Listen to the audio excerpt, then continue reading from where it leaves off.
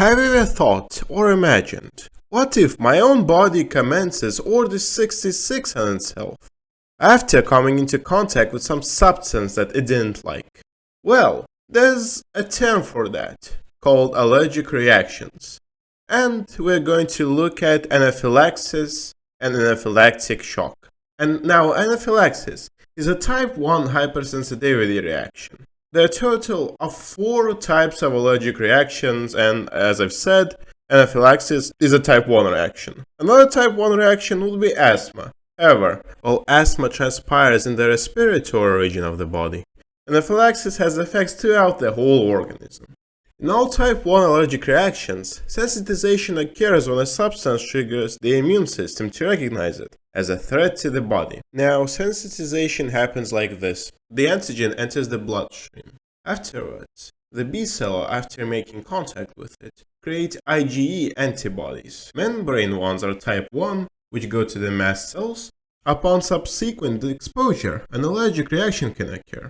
Almost any substance can induce anaphylaxis. The most common agents are penicillin, foods such as nuts and shellfish, and insect venom. Anaphylaxis may occur after contact with extremely small amounts of antigen, and is more common in people with a history of atopic dermatitis. Now, it should be known that allergic reactions have 3 stages. The first stage is called immunological, and occurs when the first contact with the allergen takes place, followed by activation of immune cells and by synthesis of antibodies. The second stage, called pathochemical, includes the processes of synthesis of biologically active substances, which are mediators of allergy by immune cells, which were activated by the previous stage. And the last stage, called pathophysiological, occurs when clinical display of the allergic reaction caused by the effect of the mediators is pronounced and the pathochemical stage has appeared. Basically, when you can see symptoms.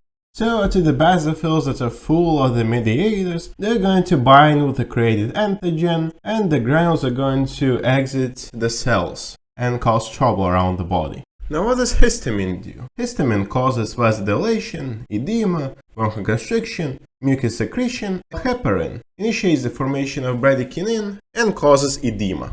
And serotonin, while a very nice chemical, in large amounts will cause muscle rigidity, fever, seizures, and even death. It should be noted that the secondary mediators, such as leukotrienes, will cause contraction of long, smooth muscles, and prostaglandins will increase the vascular permeability and contraction of smooth muscle. And what are the symptoms of anaphylactic shock?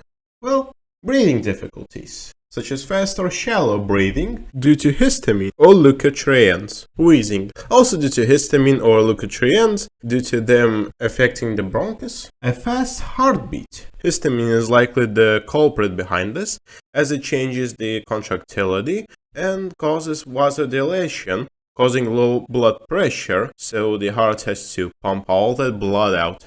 Confusion and anxiety, likely due to serotonin, collapsing or losing consciousness, serotonin as well. Feeling lightheaded or faint.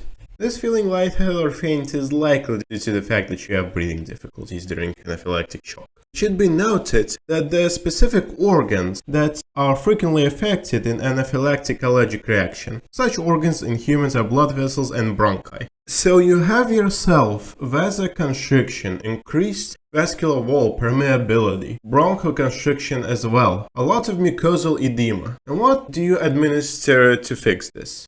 Well, assess the patency of the airways and clear them if necessary. Provide oxygen access, and then assess the hemodynamics. Second would be the immediate injection of a solution of epinephrine intramuscularly in the middle of the anterolateral surface of the thigh. Adults require a 0.3 to 0.5 milliliter solution of said drug. Epinephrine stimulates alpha-1 adrenergic receptors in the smooth muscles of the peripheral vessels, which leads to their spasm and increased blood pressure. Beta-1 adrenergic receptors in the heart, stimulating its work and increasing blood pressure, and also stimulates beta-2 adrenergic receptors in the smooth muscles of the bronchi, which leads to bronchodilation. However, if the drug was administered intravenously, maintaining venous access is important. In the presence of venous access, epinephrine is administered intravenously at a dose of 0.3 to 0.5 milliliters, diluted to 20 milliliters of sodium chloride solution of 0.9%. When breathing and circulating stops, cardiopulmonary resuscitation is performed. In case of hypotension or collapse, provide position of the patient on the back with raised lower limbs and a supply of humidified oxygen. The introduction of a solution of sodium chloride 0.9% intravenously or intraosseously. If there is no response within 5 to 10 minutes, reintroduce epinephrine intramuscularly or intravenously. With bronchospasm, the patient's sitting position, humidified oxygen supply, inhalation of beta-2 agonist, which is named salbutamol. If there is no response to therapy within 5 to 10 minutes, reintroduction of epinephrine intramuscularly or intravenously. However, it should be noted that initially putting epinephrine intravenously isn't a great idea due to the chance of tachyarrhythmias forming.